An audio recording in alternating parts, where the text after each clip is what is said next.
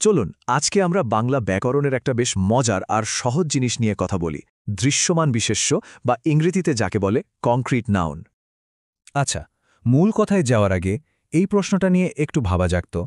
আমাদের চারপাশে যা কিছু আছে, যা আমরা দেখতে পাই, ছুঁতে পারি, এই গোটা বাস্তব জগৎটাকে ভাষা ঠিক কিভাবে ধরে রাখে, কিভাবে সেগুলোকে একটা নাম দেয়।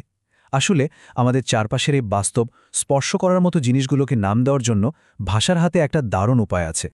আর সেটাই হলো দৃশ্যমান বিশেষ্য। দেখুন, এর সংজ্ঞাটা কিন্তু খুবই সোজাসাপটা। যে বিশেষ্য চোখে দেখা যায় বা স্পর্শ করা যায়, মানে নামটা শুনলেই এর কাজটা একদম পরিষ্কার বোঝা যায়, তাই না? কয়েকটা উদাহরণ দেখলেই ব্যাপারটা জলের মতো পরিষ্কার হয়ে যাবে। যেমন ধরুন বই, টেবিল, বিড়াল, ফুল বা মানুষ। একটু ভেবে দেখুন, এই প্রত্যেকটা জিনিসই কিন্তু আমরা আমাদের পঞ্চ ইন্দ্রিয়ের কোনো না কোনোটা দিয়ে অনুভব করতে পারি। এগুলোকে আমরা দেখতে পাই, ছুঁতে পারি। আচ্ছা, এবার দেখা যাক একটা বাক্যে এটা কিভাবে কাজ করে। এই বাক্যটা একবার দেখুন, ফুলটি সুগন্ধ ছড়াচ্ছে। এখানে ফুল শব্দটা হলো একটা দৃশ্যমান বিশেষ্য।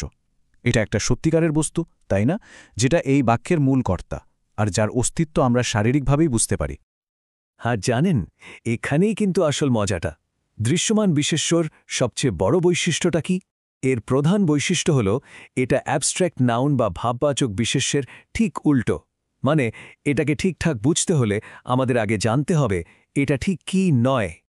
আর ঠিক এই জায়গাটাতেই আমরা বুঝতে পারি যে ভাষা কিভাবে আমাদের চারপাশের জগৎটাকে দুটো ভাগে ভাগ করে, একটা বাস্তব আর একটা ভাবনার। এই যে তুলনাটা, এটা দেখলেই সবটা পরিষ্কার হয়ে যাবে।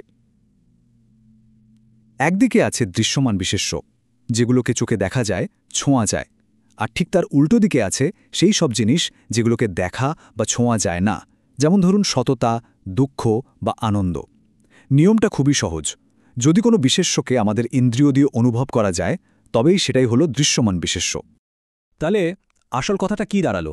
দাঁড়ালো যে দৃশ্যমান বিশেষ্য হলো সেই সব শব্দ যা দিয়ে আমরা আমাদের ভৌত জগতে জিনিসগুলোকে বোঝাই, যে জগৎটা আমরা সবাই একইভাবে অনুভব করতে পারি। এই যে ৫ সংখ্যাটা দেখছেন, এর একটা বিশেষ কারণ আছে।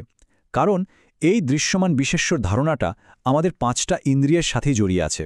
যা কিছু আমরা দেখতে, স্পর্শ করতে, শুনতে, গন্ধ নিতে বা স্বাদ নিতে পারি, সেটাই হলো দৃশ্যমান বিশেষ্য। ব্যাকরণে এই পার্থক্যটা কিন্তু খুব জরুরি, কারণ এটা আমাদের চিন্তাভাবনাকে ভাষায় গুছিয়ে প্রকাশ করতে সাহায্য করে। তাহলে আজকের আলোচনার সারমর্ম এটাই যে দৃশ্যমান বিশেষ্য মানে হল বাস্তব, স্পর্শযোগ্য জিনিস। কিন্তু এখানে একটা প্রশ্ন থেকে যায়, সেই সব বিশেষ্যর কি হবে যেগুলোকে আমরা দেখতে বা ছুঁতে পারি না, কিন্তু মনে মনে অনুভব করতে পারি? যেমন ধরুন ভালোবাসা, সাহস বা রাগ। এই প্রশ্নটাই না হয় ভাবার জন্য রইল।